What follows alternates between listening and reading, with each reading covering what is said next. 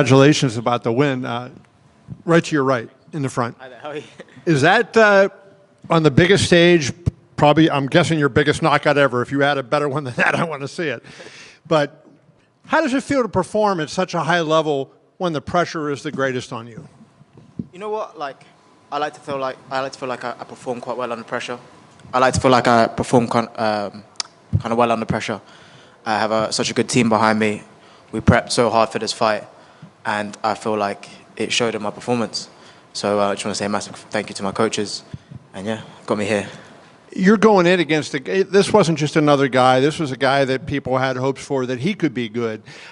So did you have any kind of idea in your mind that you're going to score some, amazing knockout and leave him flat on the ground for however long it was? No, I never chase a knockout. I think it's a silly thing to do.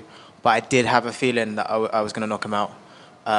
If it was there, I'd take it. If it wasn't, I'm happy to go the 3 rounds. Unfortunately, it was there, and I took it. And just the last question, when you look at the UFC flyweight division, how do you think you match up, and how quickly do you think you can make a move and get somewhere? I think the flyweight division is very good, but I do think there's room for me to climb my way up to the top. I've said to my manager, I've said to the guys here, I want to make it to the top as soon as possible. I'm not here to hang about. I mean, I want to get to the top, and I want to stay there. I'm just curious. I imagine that you probably thought about this moment for a long time, the moment you became a UFC fighter. How does it stack up to what you thought it would be? To be honest with you, it hasn't really kicked in yet. I'm still quite happy. I can't stop smiling. So I'm very happy to be where I am right now. But it still feels like a dream. So I'm sure when it kicks in, I'll be able to think about it a bit more. But at the moment, I'm on cloud 9, so I feel amazing. And I know it's probably really early to think about this, but picturing your UFC debut, do you have any dreams of where you'd like it to be, or an opponent you'd like to fight, or a city you'd like to fight in, anything like that? I don't have a particular opponent in mind. I'd love to fight in London. Fighting in front of my home crowd would be amazing. But to be honest with you, I'm here to go wherever the UFC takes me. It's such a good sport, and I can travel the world doing this sport. So I look forward to where my career takes me. Thank you. I think a lot of hardcore fans, when they saw this matchup between you and Ann, it's one of the best fights of the entire season. Were you surprised that they matched you two up, considering you two are some of the best flyweights on the planet right now? I didn't think too much about it. I know he was good, and he has to be to get to where he is now. And I was kind of looking forward to it, though. I was looking forward to be tested. I was looking forward to fighting someone that everyone else thinks is good as well, and that is very good. I feel like that brings out the best in me. And I like to show that I can beat these guys, and that's what I like to think I showed. Where were you when you got the phone call that you were going to compete for a UFC contract? Literally, as soon as my last fight happened, I signed with First Round Management, signed with Jose, and then I got the call, signed with them on Sunday, got the call on Tuesday, and I was like, sweet, we're going now, we're going.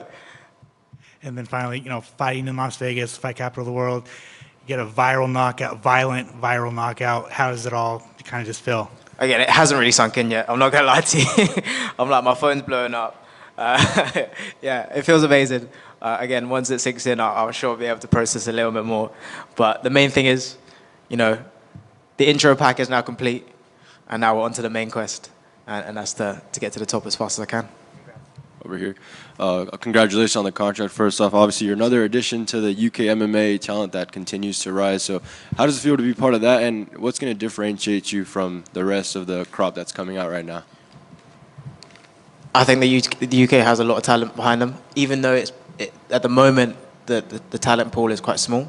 So I'm looking to be a big standout in that, and just keep having exciting fights and keep hopefully getting exciting finishes like I did tonight. So I'm going to put the UK on the map, and yeah, I'm looking forward to it. For sure, and UFC and ESPN uploaded your knockout on social media, and it's not every day they necessarily do that and to post it on Instagram and all that, so I guess how does it feel to hear that and see your clip going viral? Yeah, that feels amazing. I was saying to my coaches, I was like, I didn't realize it was like a big viral knockout, and seeing them post it and stuff like that, it's insane. Again, it hasn't really sunk in yet. I'm still kind of processing everything, but once it sinks in, I'll be celebrating properly. Sure, and I know you just got your contract, but do you see the opening in the 125-pound division right now, given how, the parity is up there with the top guys? I do definitely see my opening there, and like I said, I'm looking to get to the top as quick as I can. So, yeah, I'm ready. Basically, this is where I'm meant to be, and this is what I was designed for. I'm ready for it. Congratulations. Thank you. I just have one more. course. After the win, your opponent stayed down on the ground for quite a bit. How is that seeing, what you've just done? You want to be happy and excited for, your win, but then you see that. What's the process like for you in there? Of course, Ian, that's never nice. Like at the beginning, there's so much going on in your head. There's so much adrenaline going on, and so you're over the moon at first. But then when you see it takes them a little bit longer to wake up. It's never nice seeing. I'm not someone that likes to hate. I don't like when fighters chat rubbish. I'm not going to try to swear, but chat rubbish to other fighters. Like Talk shit if you want it. sweet. Yeah, I'm not one to see fighters chat shit. I don't think it makes a difference. So seeing my opponent like that, it was never nice. But yeah, I'm just thankful for what it did for me, basically. Thank you. Thanks, guys.